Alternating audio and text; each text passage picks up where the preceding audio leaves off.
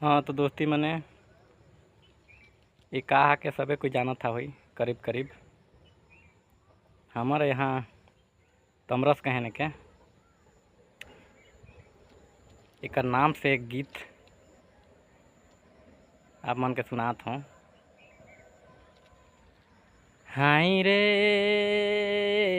रे तमरस फूल रारू फूला में नखे विश्वास रे तमरस फूल रारू फूला में नखे विश्वास रारू फूला में नखे विश्वास रे तम रस फूल रारू फूला में नखे विश्वास।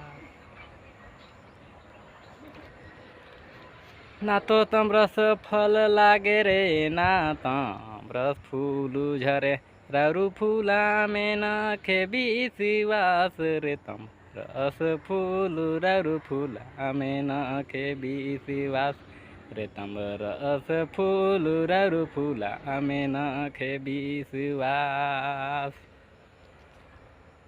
तो संगवारी हो कैसन लागल गीत।